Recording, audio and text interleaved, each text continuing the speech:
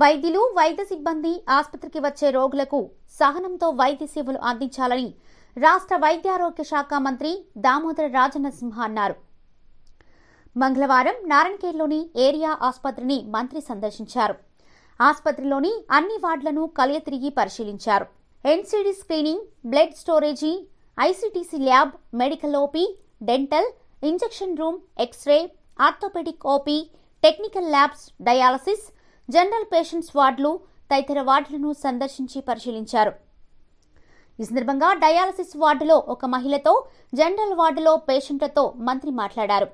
ఆయా వార్డులలో పేషెంట్లకు అందుతున్న వైద్య సేవలను ఆరా తీశారు.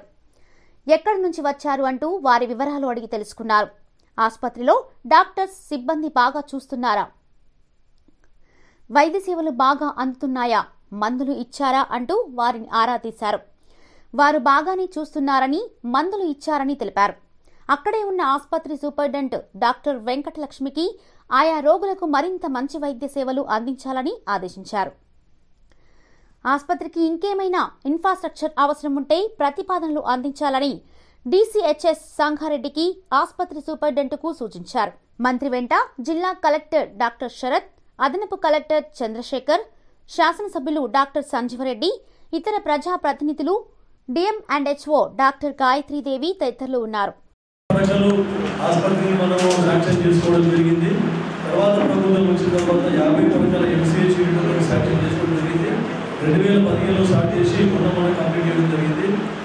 ఇక్కడ చూసిన క్యాడర్ సెంటర్ చాలా పిఎస్సీలో మనకు కొంచెం ఆందోళనలో ఉన్నారు. కానీ ఏరియా హాస్పిటల్ ఎక్కడ చూసినా కూడా మనకు ఎక్కడ కూడా క్యాడర్ సెంటర్ లేదు. తర్వాత సివిల్ సర్జన్ పోస్టుల్లో చాలా వేకెంట్ ఉన్నాయి, అన్ని వేకెంట్ ఉన్నాయి. ఒక్కలేదు కాంట్రాక్ట్ బేసిస్ మీద రావడం జరుగుతుంది. అన్ని కూడా 50% కూడా కాంట్రాక్ట్ బేసిస్ కలుపుకొని 50% పోస్ట్ మాత్రమే ఫిల్అప్ కావడం జరిగింది. ఇంకా స్టాఫ్ కూడా పారామెడికల్ స్టాఫ్ కూడా చాలా రిక్వైర్మెంట్ ఉంది మనకి. తర్వాత ప్రభుత్వం పెద్ద ప్రభుత్వం 100 పడకల ఆసుపత్రి ప్రారంభించినప్పటికీ కూడా మనకి ఏంటంటే బెడ్ స్ట్రెంత్ సరిపోతలేదు. కాబట్టి ప్లేస్ లేదు. కాబట్టి దాన్ని 75 పడకలకు కుదించడం జరిగింది. సో ఇప్పుడు మినిమం ఒక 50 పడకలు ప్లస్ 50 పడకలు. ఒకవేళ మనం ఉంటే ఇప్పుడు 100 పడకలకు అడిషనల్ ఎస్టిమేషన్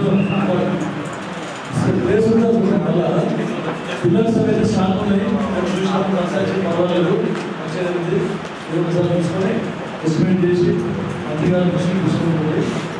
మెయిన్గా మనం ఇప్పుడు 2-3 వార్డు పైన ఒక ఫ్లోర్ వేసేసుకుంటే మనకు మినిమం ఒక 75 పడకలను మనము ఇంక్రీజ్ చేసుకోగలుగుతాం.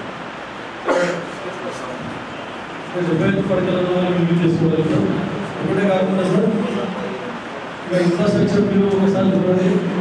అంతా డస్ట్ వస్తుందని కాంప్లైంట్ చేస్తాను పేషెంట్ అందరూ. ఈ లోపల మొత్తం ఎంతుందో అంతా మొత్తం సీసీ చేసే ప్రయత్నం చేయండి.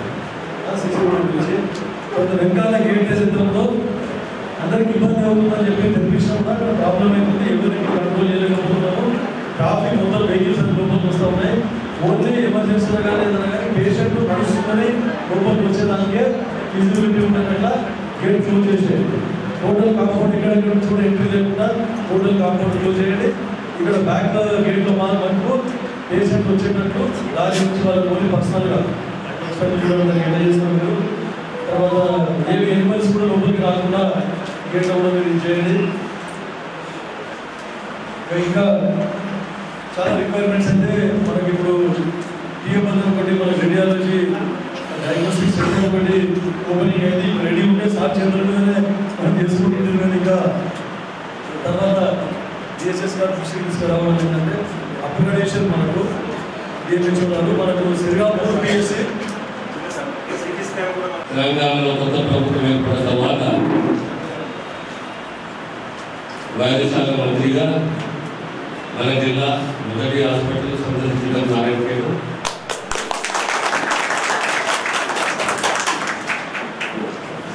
అదే హాస్పిటల్, పాఠశాలలో సహజంగా ఇబ్బందులు ఉంటాయి, సమస్యలు ఉంటాయి. సమాజానికి కావాల్సిన 2 ముఖ్యమైన 2 అంశాలు 2 శాఖలు విద్యా, వైద్యం. ఏ కుటుంబానికి సంబంధమైన విద్యా, వైద్యం, ప్రమాణంతో కూడిన విద్య, మెరుగైన వైద్యం. వైద్యం బాగా కాకూడదు, మన అప్పుల బాగా కాకూడదు.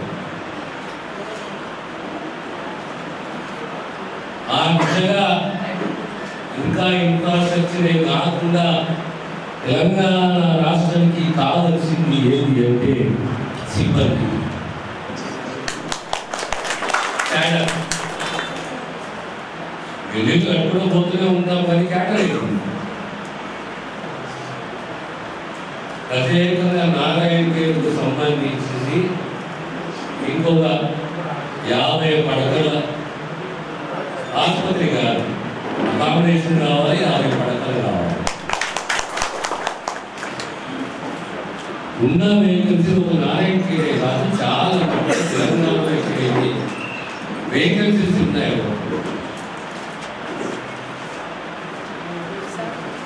ప్రభుత్వ ప్రయత్నం ఏంటి అంటే ఖచ్చితంగా అంచెలంచెలుగా ఖచ్చితంగా ఈ వేకెన్సీ ఫిలప్ చేయాలని చెప్పి.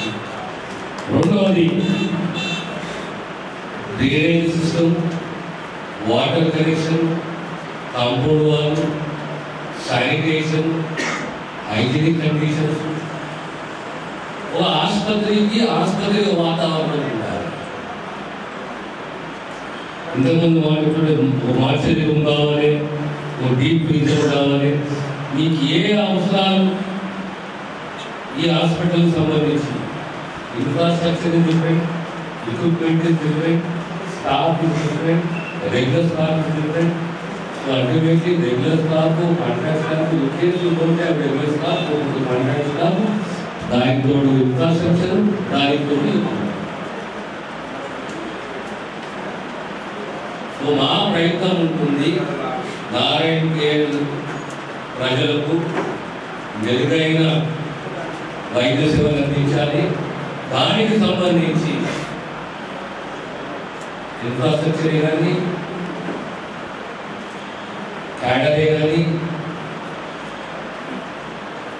ఇన్ఫ్రాస్ట్రక్చర్, క్యాడర్, పరికరాలే కానీ ఇవి రాబోయే కాలంలో ప్రయారిటీ రూపంలో నారాయణ మామూలుగా కాకుండా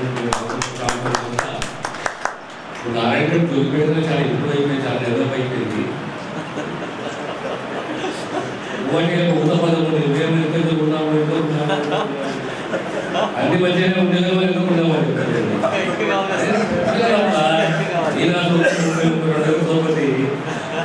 ఇంకా నారాయణకు మనం చేయాలి. ఎంత చేసినా తప్పని రేవంత్ రెడ్డి గారి నాయకత్వంలో, ముఖ్యమంత్రి గారి నాయకత్వంలో వైద్య రంగానికి సంబంధించి మెరుగైన సేవలు, అన్ని సదుపాయాలు, ఇన్ఫ్రాస్ట్రక్చర్ సహా ప్రజలకు అందిస్తున్న విషయాన్ని తెలియజేస్తుంది. ధన్యవాదాలు.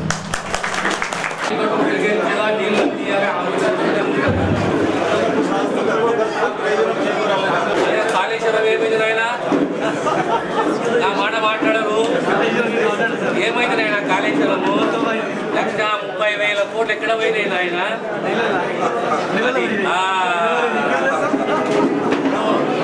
Hi, this is Swati Dikshit. Please subscribe to SKS Fly TV.